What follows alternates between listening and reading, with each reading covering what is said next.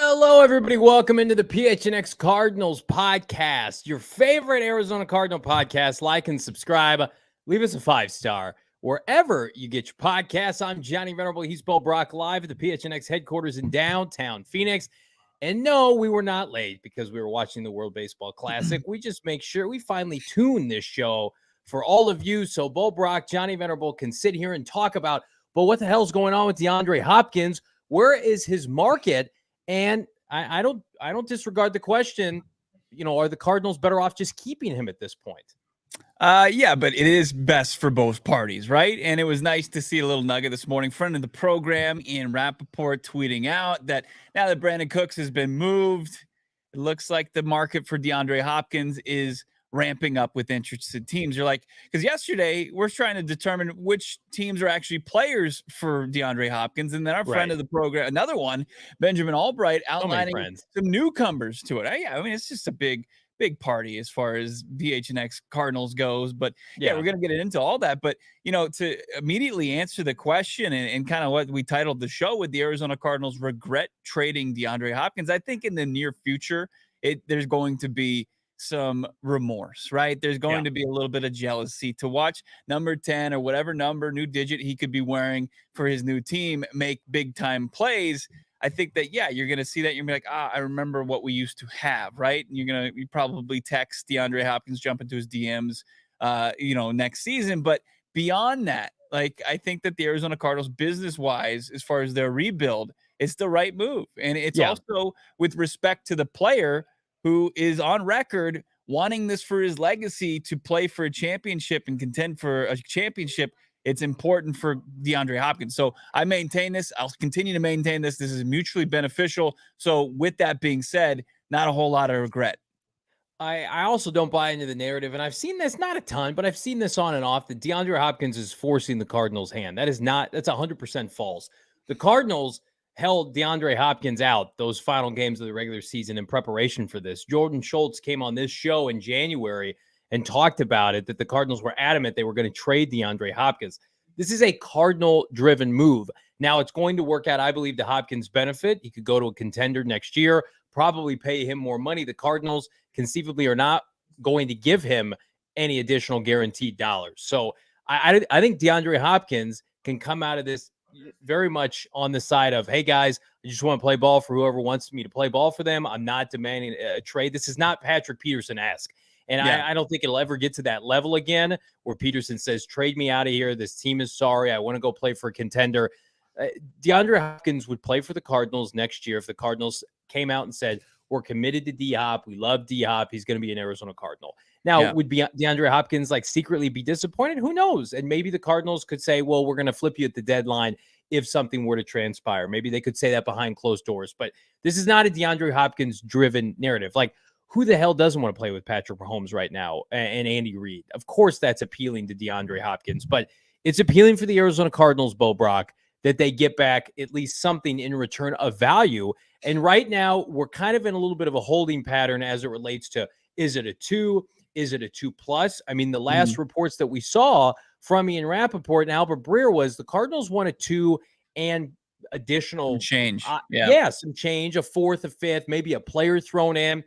And, there's rumors now Jerry Jeudy's available. The Broncos seemingly it feels like they're ready to part ways with him. Yeah. The Cardinals, I think, have a sense of urgency. And that's why we saw that rap sheet tweet go out to get this done, because I do think that while it's not apples to oranges, like Jeudy's market, I think is closer to Hopkins' market, because with Brandon Cooks, older, injury prone, off a bad season, like Jeudy can still be valued by teams as he could be a number one. He's young. He hasn't been paid yet. I don't know. It feels like, and I've seen some people in the chat kind of talk about, well, should they wait till after the draft? They have an incentive to do a deal soon. Don't you think?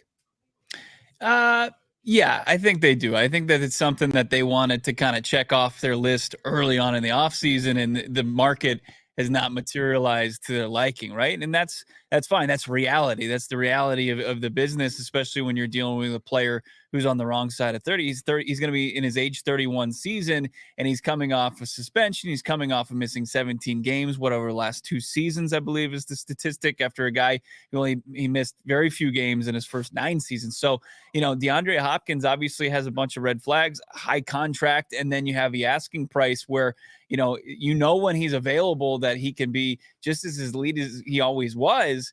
But, you've got the Jerry Jeudy who's like Christian Kirk 2.0.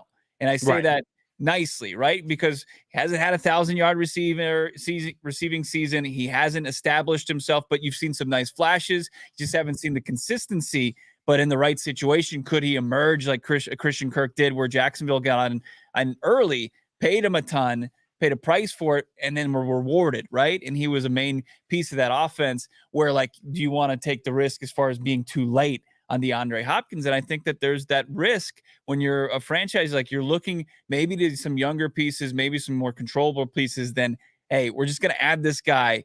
He's going to be our short-term solution. He's going to be the best option we have.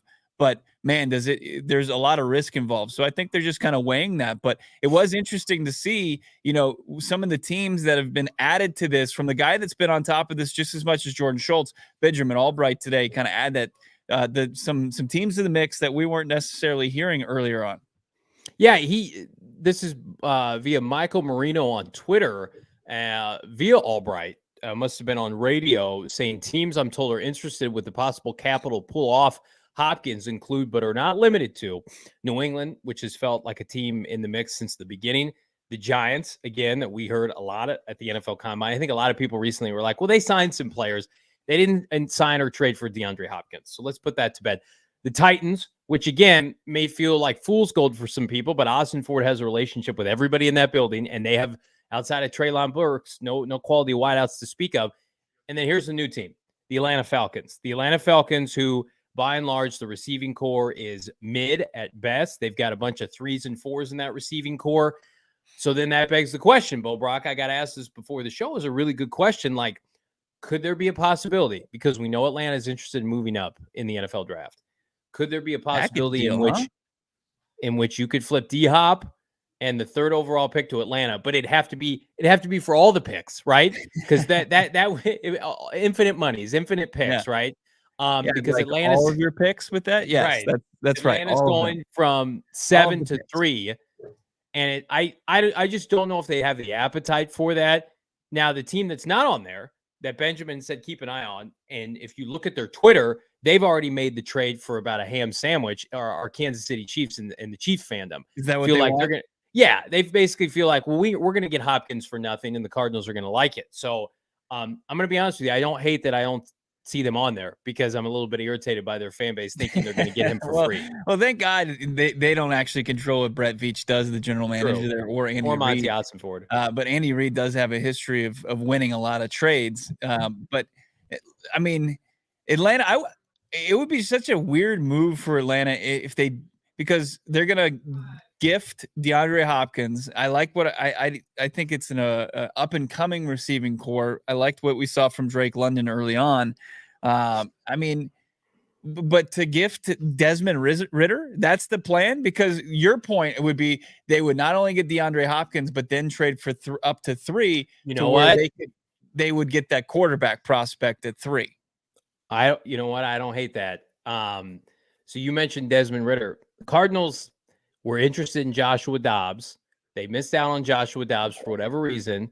Could you get Desmond Ridder back in the trade to kind of be your developmental quarterback until Kyler comes back? Oh, I don't think I want that. He's making no money. He beat I you know, last but year.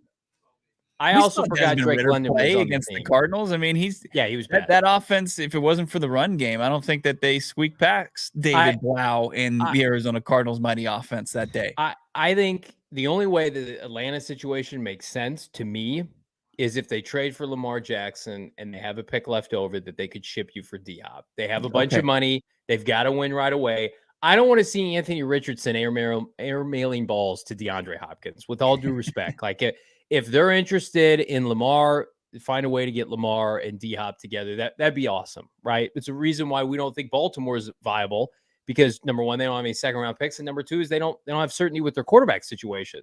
You got to look at teams that are trying to push their chips into the middle of the table. Like Kansas City's like, well, we lost a bunch of wideouts. We need a wideout. Same with New England. They're not great at the position.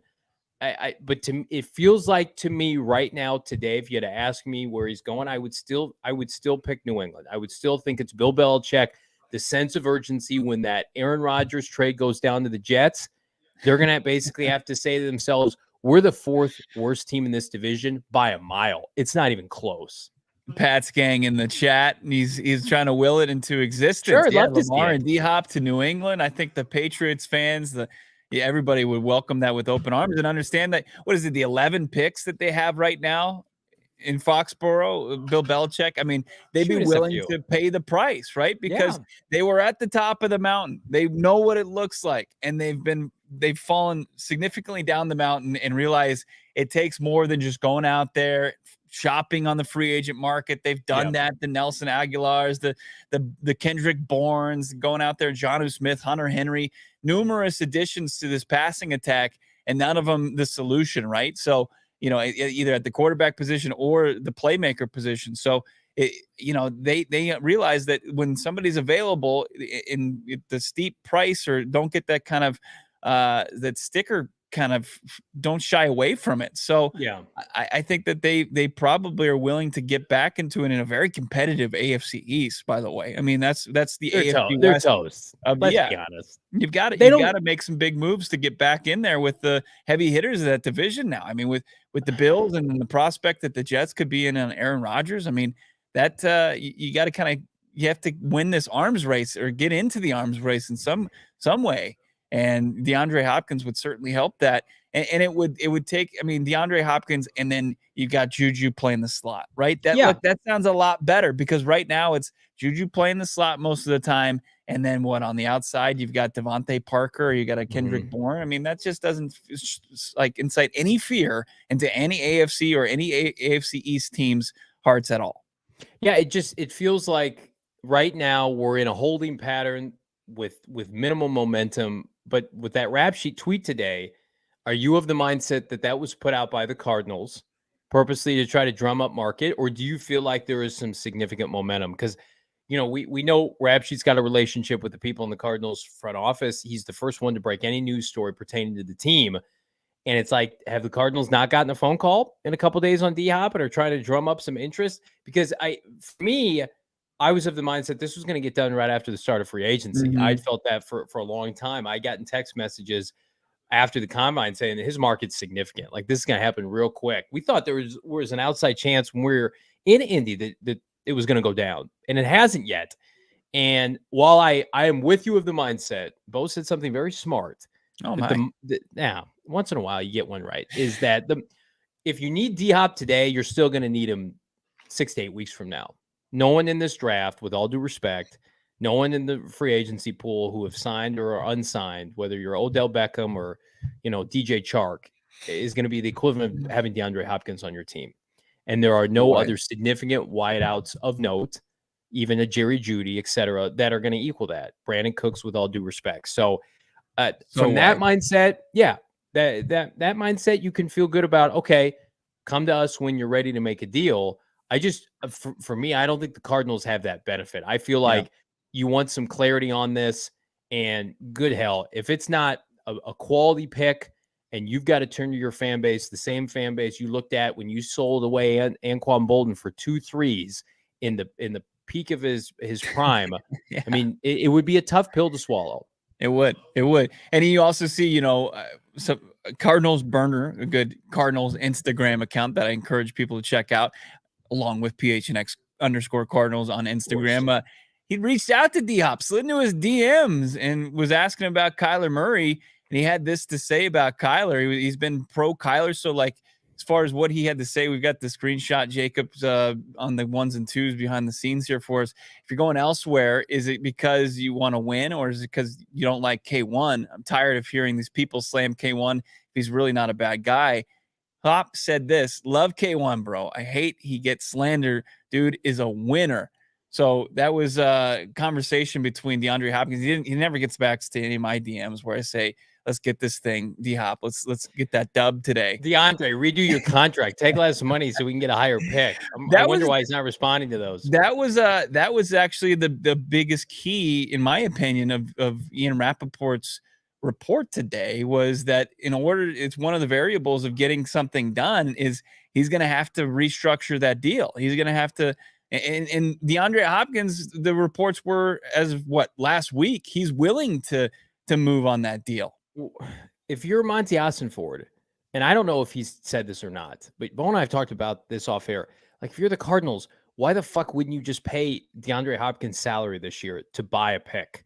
Like, you're not, hoarding salary cap, right, to go sign, Javon Hargraves or whatever you want to do, or Odell Beckham at $20 million a year. Why would you not just say, we can pick up the tab? Are you worried about the optics with your fan base? I think give the fan base that they've got their acumen is immense when it comes to this kind of thing. They're plugged in.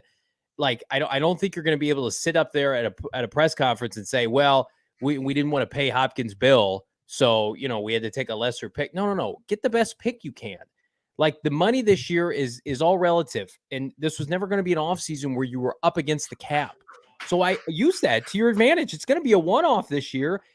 Front load it, eat a bunch of money, go pay D-Hop. And that looks good by D-Hop, saying the Cardinals are fitting the bill. I appreciate the Cardinals, everything they've done. You leave on good terms for once with a star player, and then maybe you get a better pick in exchange. That to me makes no sense. The Cardinals have the third or fourth most cap space in the NFL right now. Use it to go buy a pick, because that second round pick, hopefully whomever you get, is going to be a staple of this team for the next half decade plus. That's a lot bigger than fitting the bill for D-Hop for 6 months. I don't get that at all. And if you're just reading the tea leaves, you're looking at even the deals that they made today. If you look at every single deal that they've made this offseason, how long are they?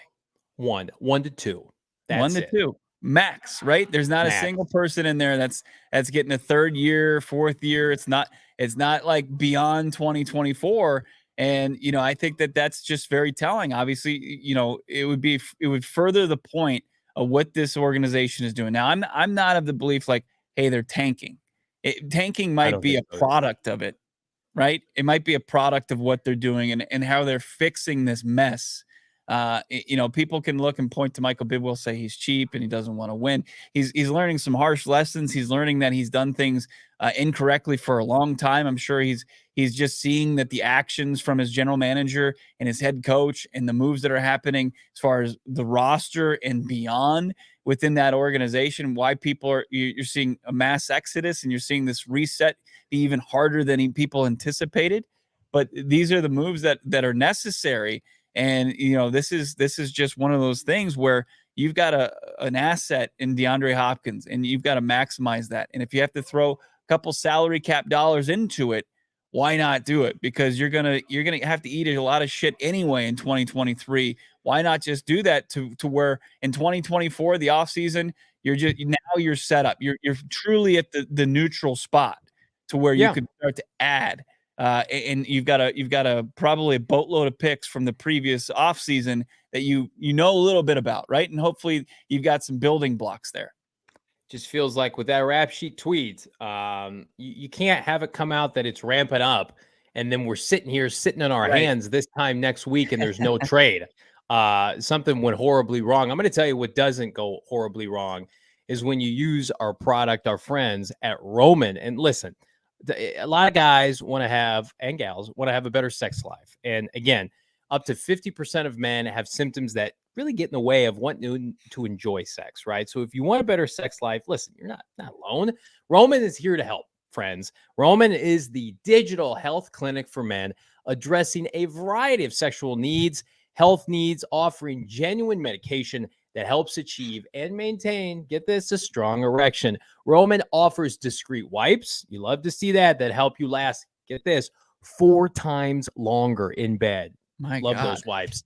Did you Men, see that Scottie Pippen's ex-wife said that they used to, during their marriage, 23 years, 4 times a night? he was ahead of his time with Roman. He must, like he had to have been dipping into like the early the early days. Yeah. collection. For men with low testosterone, I get it. Getting those testosterone levels back up to normal will absolutely help increase your libido. And Roman offers a testosterone test. So if you're like, I don't even know where to start, first of all, we're going to get you tested, which includes, get this, lab processing, right? This isn't a rinky-dink test, but this is also discreet and it's appropriate for you for your treatment if you've got low testosterone. The best part about it, it's all done from home. There's no waiting rooms. There's no hassle. It's straightforward, a digital experience from the comfort of your home. If medication or testing is appropriate, Roman will send it directly to your door. Modernized. You love to see it. You love to see people getting the help that they need to increase their sex drive. Everything arrives in discreet packaging, by the way, within 2 days, free shipping. Again, check it out. It is row.co/ you guessed it, PHNX, 20% off your entire first order. That's row.co/PHNX to learn more about how you can achieve your personal sexual health goals, Bo. DeAndre Hopkins is row.co for some passing attacks that maybe want to perform at a higher level, right? Sure, that's what he could do. That's what he could do for a team that's in need of top wide receiver play. If you're in need of immediate vibes increases, well, head over to Four Peaks. They got the World Baseball Classic final on right now. We got our watch along going on. Our guys at PHNX D-backs gave me great insight, great just back and forth conversation. Derek probably learning something that disappoints him about Jesse, some movie he didn't watch or something he didn't know about popular culture because he's such a young buck. Or just so locked in. He's legit like 12 years old, baseball. I feel like. Yeah, right. I feel like Jesse's 12. Yeah, but you can tune into the watch along and you'll see that. But if you're at Four Peaks, you could do it on your phone. Just make sure you subscribe to PHNX_sports and you're enjoying their great beer. They still have their spring baseball going on. You got spring training going on all around the valley for a couple more days. And they've got their spring brewery tours throughout March. Pre-game beer baseball outing with Four Peaks. $25 tickets. This is an incredible deal. $25 tickets. They include a brewery tour. They include beer samples, mainstay pint. So you get a pint glass, I believe. You get a brat, you get chips, and you get a clear bag with Four Peaks swag for $25. I don't think you can find a deal better than that right now anywhere else but Four Peaks. You got to check them out on social as well at Four Peaks Brew. Get the latest on Arizona's premier craft brewery. Of course, synonymous with our great state. It's woven within the fabric.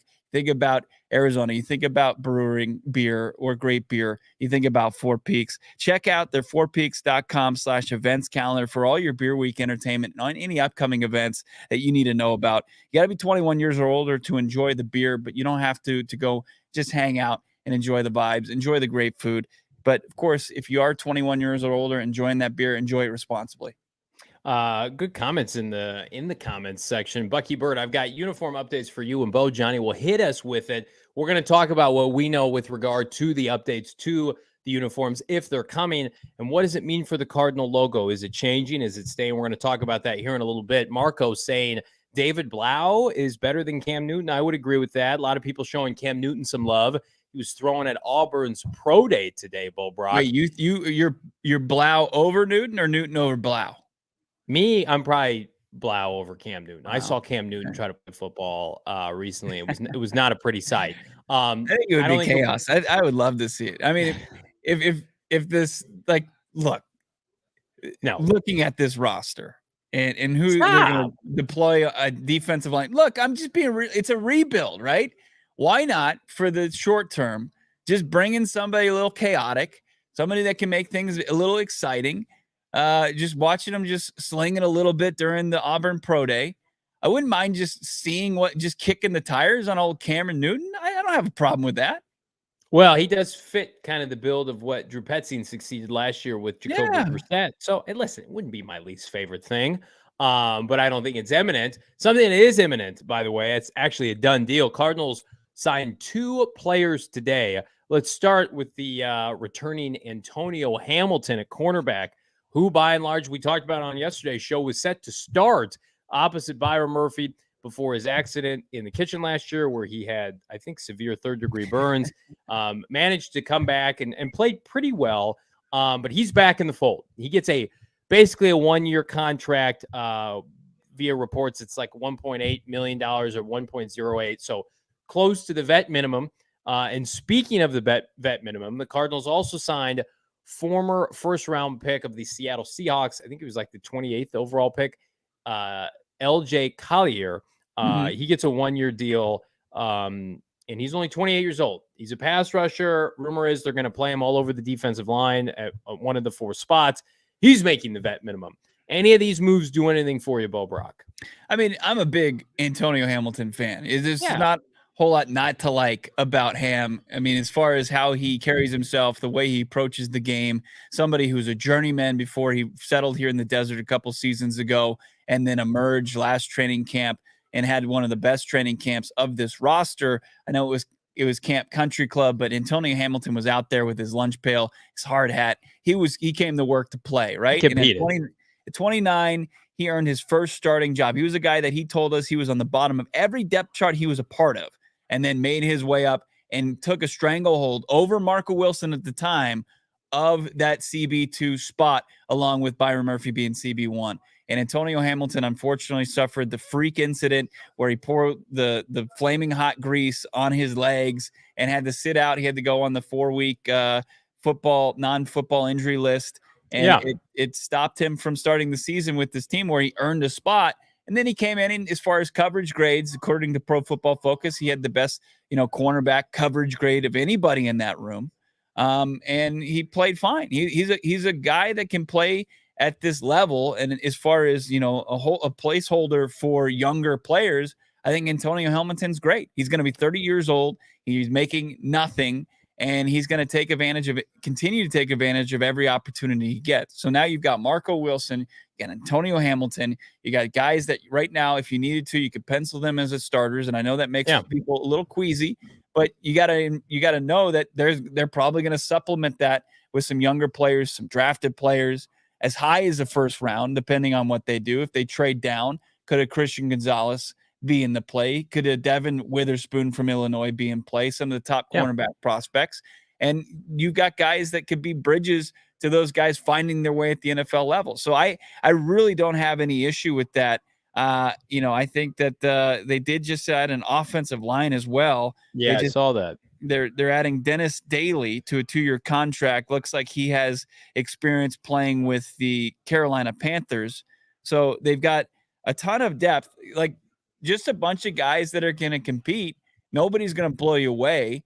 But I think Hamilton earned another contract with the Cards. And then LJ Collier, I mean, I thought it was interesting. Jeremy Fowler, who's in the know, NFL insider for ESPN, said that the Cardinals expect him to play a versatile role on this defensive line. Like he's going to move around on this defensive line. So now you've got Collier, you've got Kevin Strong, who has experience with both your general manager and assistant general manager. There's guys that know the systems, guys that are going to come in and compete, but guys that, you're not going to say, hey, you got one play left, clock is winding down, who's going to make a play for you?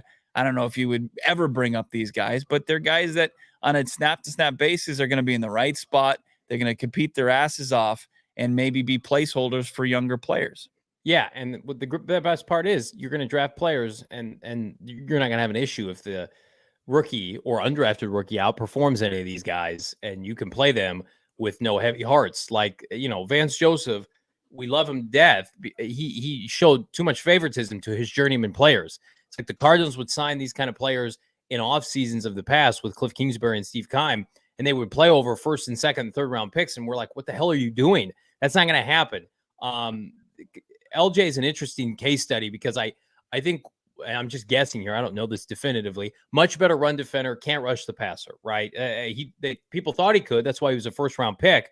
but he's got 3 career sacks in 4 seasons. He's a good run defender, though. So I would imagine, could you kick him inside as a 3 technique on early downs and help, assuming you've got like a Will Anderson to his right or to his left? I don't hate that. Again, he's been in Seattle. He's been on the roster for 4 years. He finished out his rookie contract, so he's been available. Dennis Daley played with Tennessee last year. No surprise. PFF grades are not good, so we're not going to sugarcoat that. But he's got a relationship with Monty Austin-Ford. This is a flyer, 2-year contract. Again, I can't remember if it's like the NBA where these vet minimum contracts do not affect your salary cap.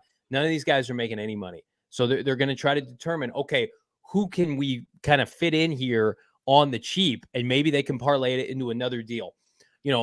I don't give Steve Keim a ton of credit on this show, but once upon a time, he did do some good things. What was one of his best attributes was the Keim time signings, the 1-year contracts. Like James Conner was great for this team on a 1-year deal. And then they kind of parlayed that into a little bit of a balloon year, and that wasn't great. AJ Green was great on a 1-year deal. I think the Cardinals have a new philosophy. I know they do. It's like, let's sign some players, and if they can't play, we're going to cut them because they can't play. But if they can play, maybe we'll ride it out. Somebody can go pay him next offseason, and we'll get a comp pick, or we'll pivot and we'll give them another deal. But I just, it feels like to me, this is clarity for Cardinal fans of like, okay, we have familiarity with these guys, not us, not the casuals, but like they have a familiarity with these players. Right. And so they watched Antonio Hamilton's tape last year and they're like, okay, we'll bring him into camp. We'll give him a 1-year contract. And if he's great, he can be on the active roster. If he has a horrible camp, we'll cut him tomorrow. And we'll play this undrafted rookie, or we'll play this mid-round pick. No, this is the no strings attached offseason, right? Remember that NSYNC album where they're all doing the puppeteers? That's what all these guys should look like for the Arizona Cardinals. No strings attached. Don't make that face. You're older than me. You remember that album. The no strings attached. Well, of course, we all were. But I remember that the no strings attached offseason. It's Monty and Gannon. They're the puppeteers, right? And you've got all these free agents. It's like, are you going to stick around? No, but so they can cut you if we need to. Right. But they're on strings, but it's the no strings attached. All right. You got your laptop in front of you. Google the no strings attached cover. No, I know what you're saying. Come on now. What you're saying. Yes. You're saying no strings attached, but there are absolutely strings attached that they can cut. I don't make the rules. Justin Timberlake and company made the rules. Exactly. I'm just fine. Yeah. Dennis Daley, a little bit more insight with the Cardinals press release. It's an official deal. They signed him into a 2-year contract. Like we said, goes back with what we said a couple minutes ago, that they're not committing to anybody beyond 2 years. 6'6", 326 pounds. It's the Cardinals. How they kind of shine up this deal is that he played 17 game last season with the Titans, 15 starts at left tackle, and helped running back Derrick Henry finish second in the NFL with over 1,500 yards rushing. 26 years old, 6th-round pick out of South Carolina. So he just has experience and he has familiarity. He's the type of player that I think, and when Monty Austin-Ford was hired as the general manager, he's a guy that can find guys that can kind of hold their head above water at the NFL level and sometimes compete at a high level. And you look at the penalties, you'd like to see that number come down. And you like to see, of course, the sacks surrendered number come down. And I think playing with Malik Willis didn't exactly help that. A rookie quarterback not playing, didn't play at a Power 5 school, probably ran into a bunch of sacks, but still a number you want to see come down. It's look at this offensive line group right now. I have to? They're just flooding that group with numbers. They are. I mean, and you've got 3 of the 5 starters from last year, right, coming back, and Josh Jones. I'd be interested to see if they maybe even just flip Josh Jones at this point. Is he an asset, right? I mean, a guy that has competed, that hasn't gotten a true opportunity. Could they flip him? What could you get for Josh Jones? What could you get? I don't think you could get much beyond probably maybe like a 5th or a 6th round pick. You could probably get a 5th for Josh Jones. He's in a contract year. He'd be like Cody Ford was last year. And Cody Ford, the Cardinals were the idiots that paid a 5th round pick for him. At least Cody Ford. I mean, Cody Ford was a high 2. Josh Jones at least was a late 3. So they graded him as a 1st round pick. That's true. I did. I had him going in the 1st round. Listen, when he's played, he's been fine. Dennis Daley, you know what his most impressive stat is that he played 16 games under Mike Vrabel. Like if Mike Vrabel said, we're going to trot you out for 16 games, We're not going to go practice squad. We're not going to make a trade. We feel confident in you, even though your PFF grades are awful. Like that, I'll take a flyer on somebody like that. Mike Vrabel is a damn good head coach. And so that, again, I know he doesn't coach the offensive line, but he watched him suit up every week for that team and play tackle for a team that the year before vied for, where they were the number 1 seed in the AFC. They vied for a playoff spot last year. So I don't hate it. How could you, like, I get it. Nobody's overwhelmed by any of these signings. I get it. But to say, like, I hate these moves, they don't cost the Cardinals any money. Now, you can say, well, I want the Cardinals to spend money. We're paying a premium to watch this team. 100%. I get that. Let's wait for the draft. Let's wait for the summer. Let's see what the team looks like. Let's judge them in September. We're going to judge this team, right? It's, we get it back and forth. And I touched on this a little bit yesterday. The team was awful last year. They had a ton of talent, right? They were poorly coached. I think we're going to get to flip the script this year. I think they're going to play above their talent, above their means. They're going to be much more prepared with a 4th place schedule, mind you, to come out and make Cardinal fans proud. And I think we're going to see the vision, I know we are, of these young players that they're going to bring in, and the fact that they're going, what the hell is going on? Somebody score some runs or something? Yeah. Lots of celebratory F-bombs. All right. Well, let's do some celebratory super chats. Could we? Okay. The topic $64, $1.99. We need a CB1 or 2 tall wide receivers, a DT, an edge or 2, outside or offensive line, probably. Yeah, we talked about yesterday, topic 64. They need everything. They could go into this draft and say, we need everything, but they're going to prioritize, to your point, those premium positions. Yeah. Gone are the days where they're going to prioritize small wideouts and star off-ball linebackers, right?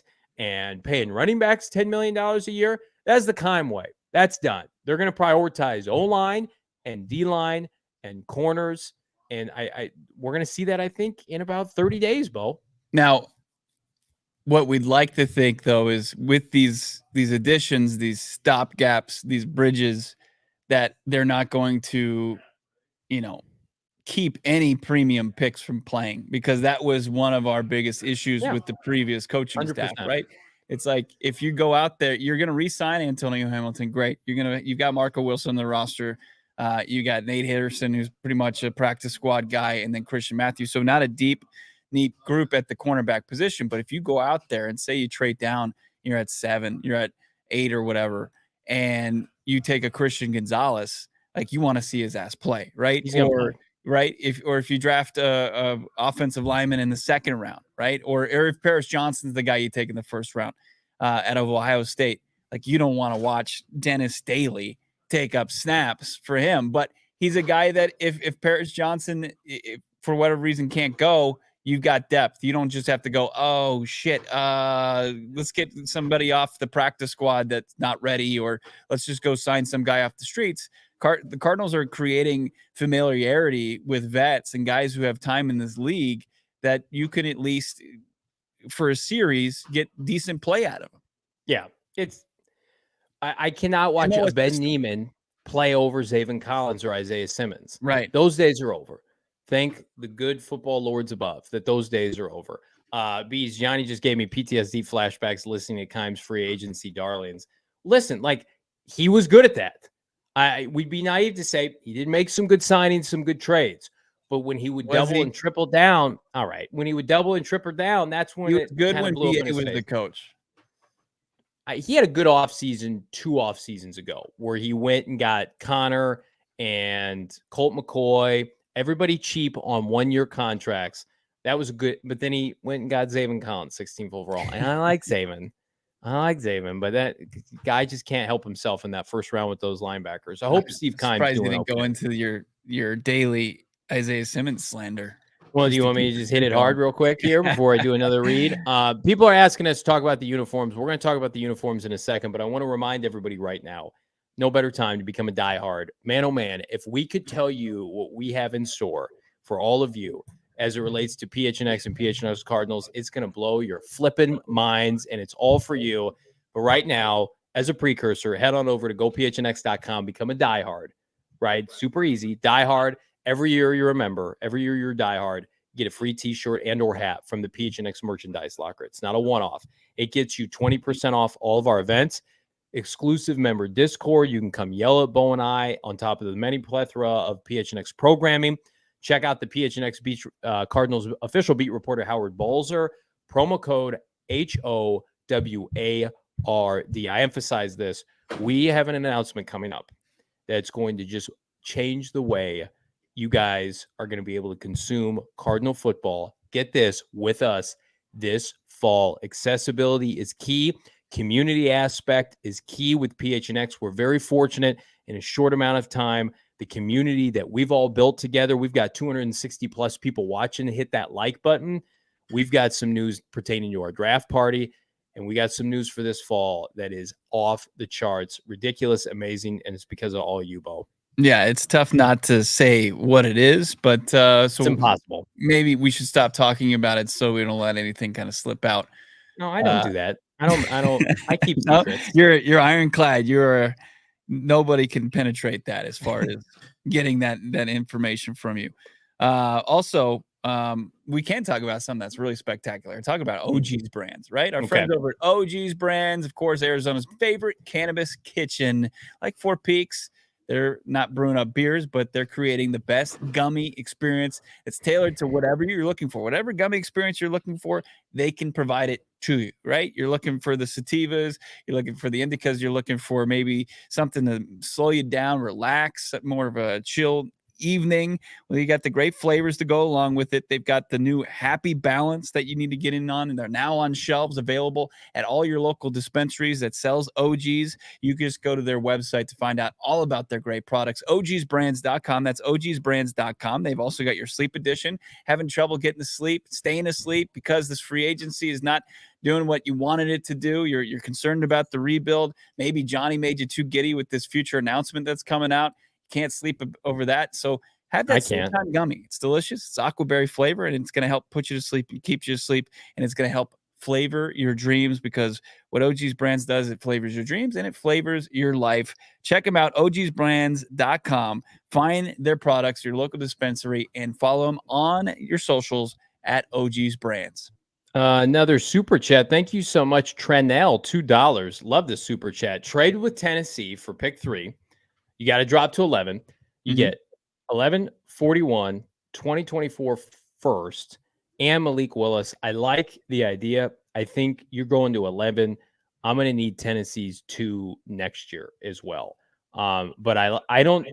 You have to know what Austin Ford feels about Malik Willis, because they benched Malik Willis last year for Joshua Dobbs. Yeah, and we know they like Joshua Dobbs. If they like Malik Willis, then that trade makes a lot of sense, plus a little extra. But I think Tennessee, the Cardinals, I feels like before the end of the offseason, whether it's a trade for a player or picks or whatever, they're going to do a deal with Tennessee because Austin Ford has relationships there, Bo. Yeah, I'm just not sold on Willis. I'm not sold on Renner. I'm Desmond Renner or Ritter. Willis. Yeah, I'm just not. I think that you'd probably be better. It's just the same as if you were to take a quarterback late in the draft. So why don't you just roll the dice that way and then boost up? I like the deal otherwise. I think the deal looks great, right? 11, 41, future first.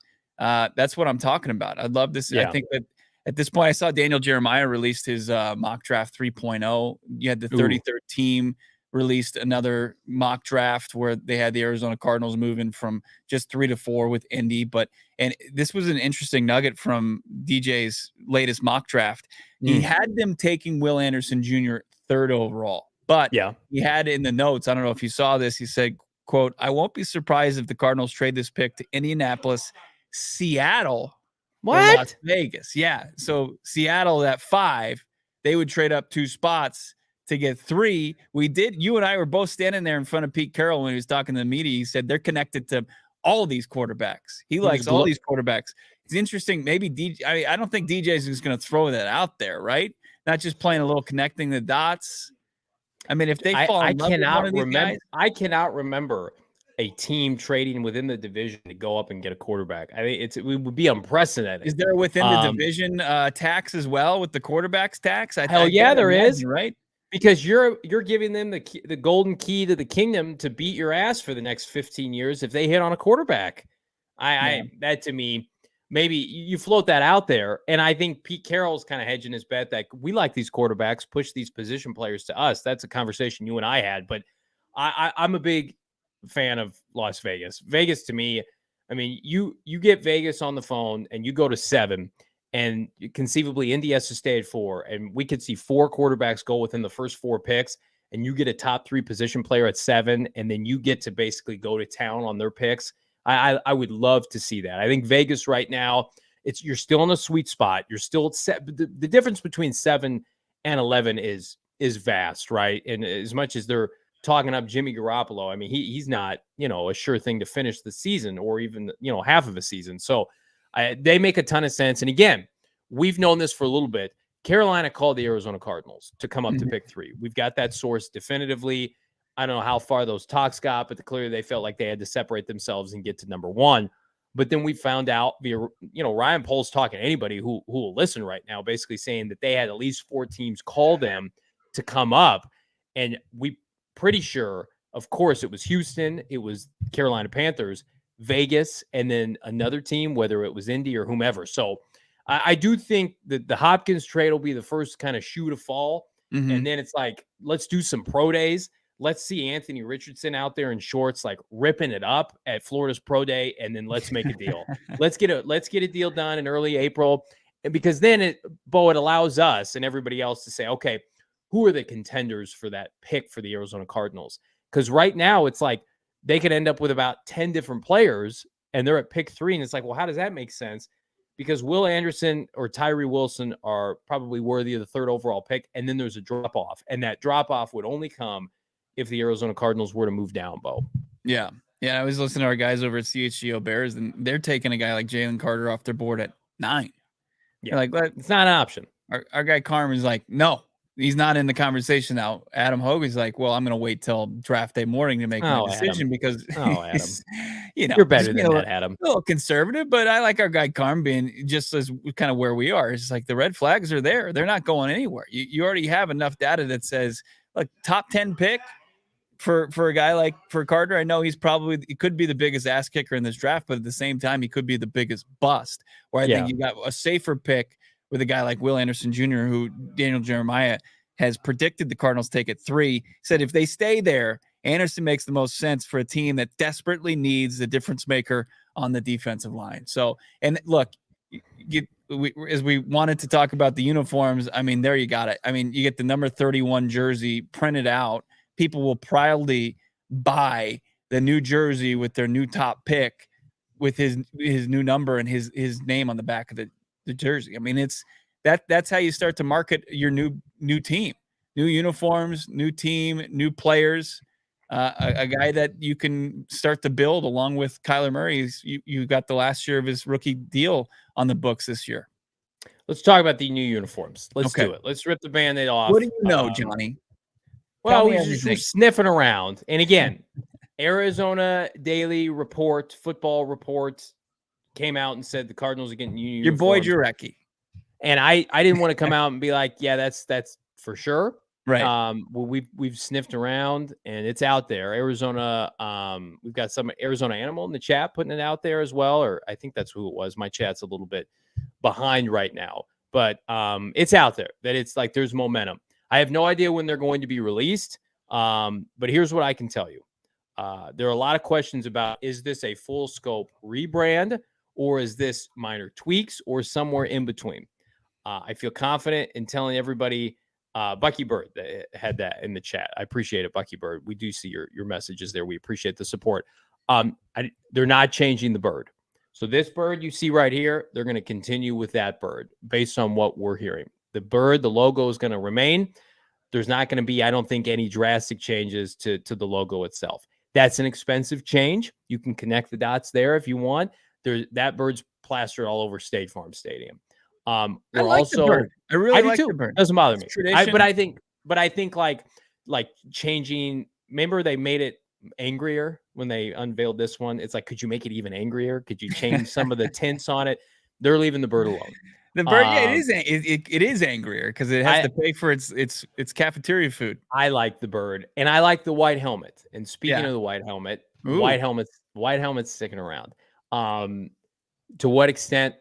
Here's what I got, and take it with a grain of salt. White helmet's sticking around, but it's tweet, okay? A little bit more modernized, a little bit more, let's call it pizzazz, a little bit more Ooh. flash. It is not just. We've Yeah, got I the love old when you white talk helmet about uniforms and you throw in pizzazz. It's That got a gets little me bit more of fired this up. going on right here. Yeah. It's not just the bird on the white helmet, which I love, Right. by the way. Like I'm not bullshitting anybody. Like the uniforms are terrible. Burn them in the biggest bonfire you can in the valley. I've always liked the helmet. We have a helmet at the PHNX headquarters. I love it. I wear it around. It's great. So the helmets are changing, and there's a rumor of a silver face mask. And I think See, that's a little too college for me. I don't like a silver face mask. we're just gonna be negative now. We've waited the No, whole show to talk about the oh, wow. uniforms. So are you trying to get back at me yesterday because you were kind of poo-poo any kind of rumor or uniform talk? Listen. I just don't want Go silver ahead. face masks. I mean, that's too much pizzazz in my opinion. That looks like Western Kentucky Hilltoppers. It's like, hey, we're trying to do something different. Any change is good change. No, that's put it on the t-shirt on the locker, baby. Any change is good change. But that's the appetizer. I don't have info on what the uniform looks like. Bees, old head energy is not wanting a silver face right. mask. Hey, Grandpa, get out of here, Grandpa. We're trying to have fun. I'm excited about the helmet. Bling on the face mask out. Doesn't sound like red. Again, I don't have the face mask confirmed. It's great that we're talking piece by piece. The chin strap, reflective chrome face mask. I don't know if it's. I didn't say chrome. I said silver. What else would it be? Silver can be like. Here's the thing. Mandalorian's really popular. I know you don't watch it because you don't like Star Wars, but he's got a Beskar chrome outfit. Wouldn't hate that. I have not seen. This is just information I got from a guy who we're very close, and gave me some information. But it's the biggest piece that I would take away is the logo is not changing. What the hell happened in this show?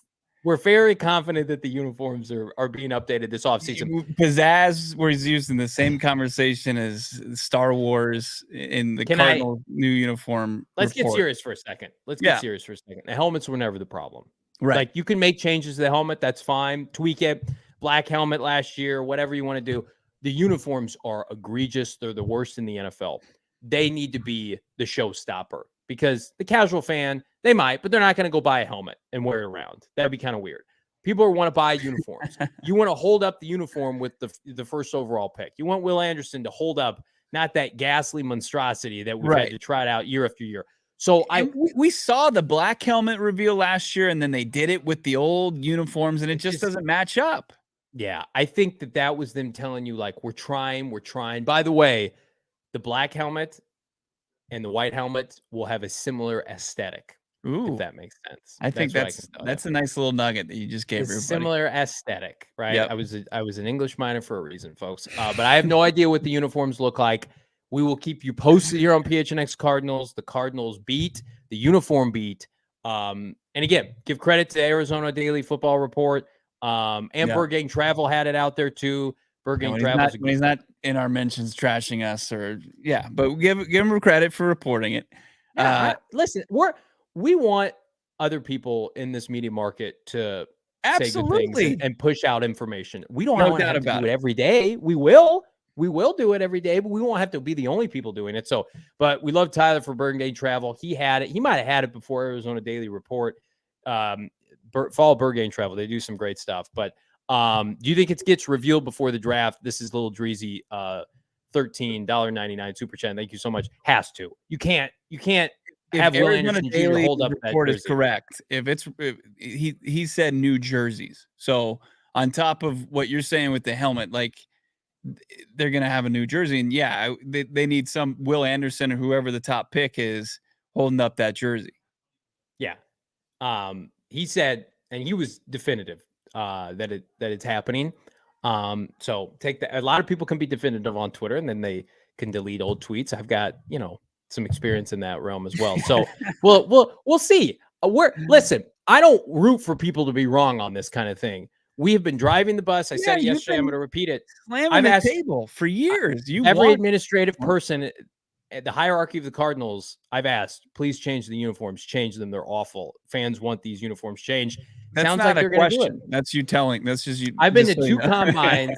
I've been to 2 combines, and as a result, I feel like we got a black helmet. Now we got full-blown uniforms. I'm not saying. I'm just saying.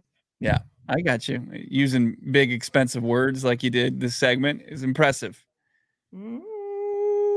Got some super chats. Let's Let's see here. Topic 64, $4.99. Thank you so much. I want Zaven's mentor to get turned up. I'm just going to start calling him Gentle Ben. I want him to be that Ray Lewis type linebacker. Motor, not mentor, my bad. Aggressive.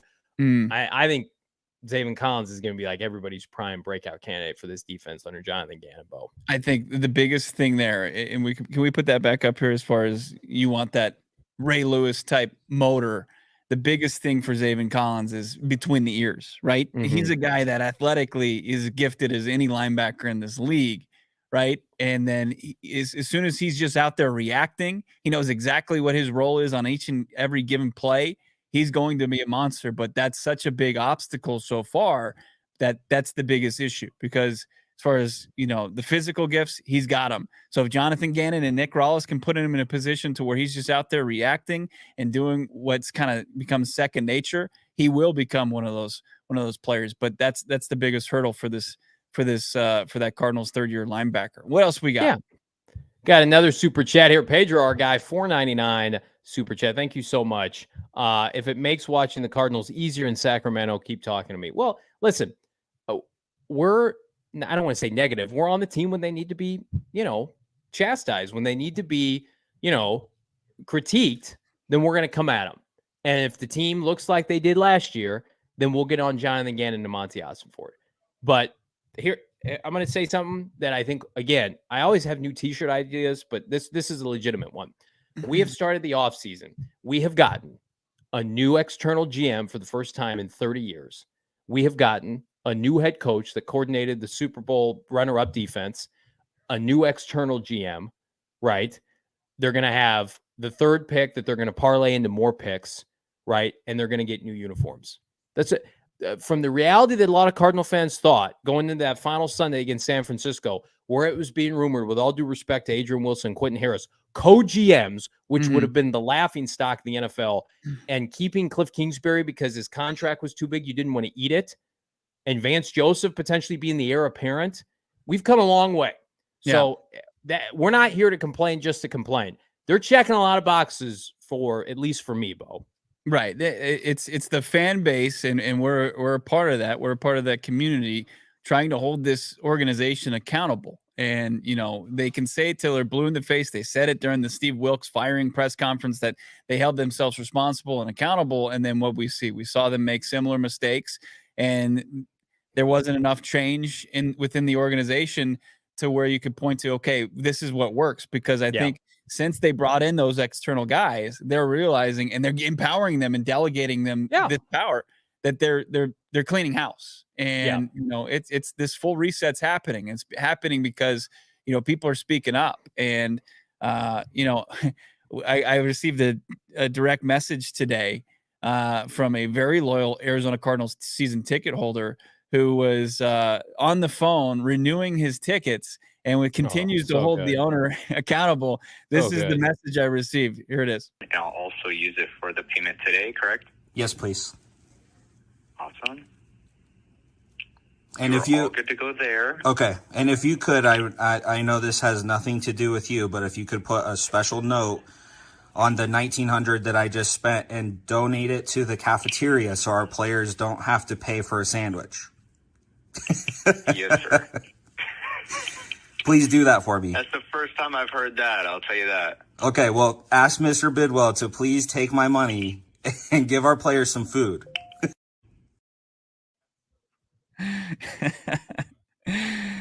Oh man, that's from like eighth season. He's renewing his season tickets. Makes a long drive to come see this team play.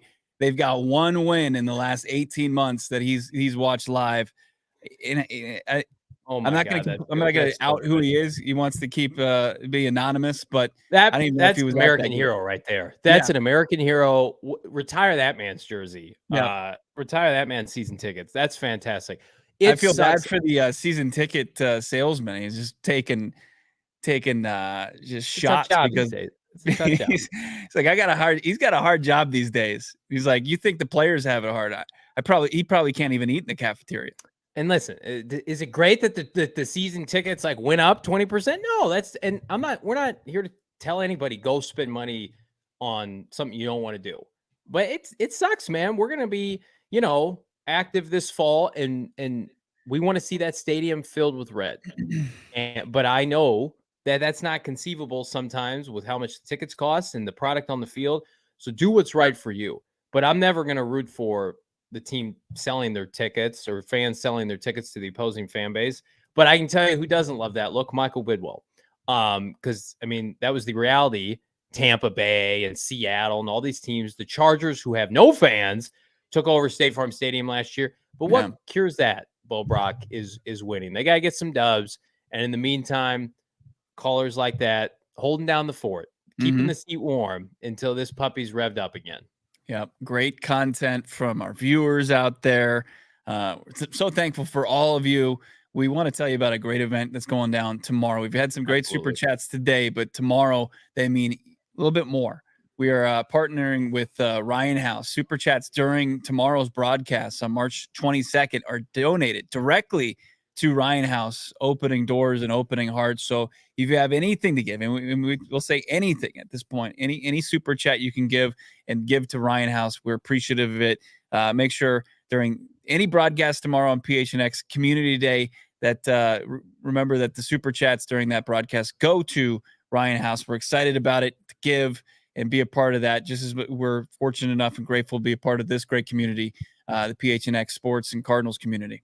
Yeah, we're very fortunate. And it's time to help out the less fortunate and to be there. And we appreciate the endless support from everybody in this this stream right now that we've had. It's been, I would say, a semi-busy day for the Arizona Cardinals. Made a couple signings, not to everybody's liking. But man, oh man, we're going to wake up and we're going to get a Hopkins trade sooner rather than later. Pedro, $1.99 super chat. Buckle the F up, Red Sea. 100%. Buckle the fuck up, Red Sea. That's what he's saying. There we go. There we go. Let's go. Hey, Will Anderson's on this team this fall. I'm going to want to be at that stadium every fucking Sunday. I want to see Will Anderson kick some ass with Buda Baker and take some names in brand new uniforms. That's going to get me to the stadium. Here's what's going to get me to this show every day is you got to subscribe to PHNX Cardinals podcast, wherever you get your podcast. Take your phone right now, go to your podcast link, type in PHNX Cardinals, follow it. Bo and I drop exclusive, emphasis on exclusive audio-only pods with information and news you can't get anywhere else, including these live streams. So go subscribe right now. We're coming off our biggest month. We're on track to have our biggest month to date. That's because of all of you. We're on standby until this Hopkins news breaks or trade down or whatever. Emergency pod. Maybe we'll get a signing worthy of that. We haven't had an opportunity to do an emergency pod in a hot minute. So we're definitely due for that. But in the meantime, everybody's due here. Subscribe to PHNX Sports on YouTube. Ring that bell. Get those notifications. We are back mañana for a very special show. In the meantime, thank you guys. For Bo Brock, I'm Johnny Venerable. We'll see you tomorrow.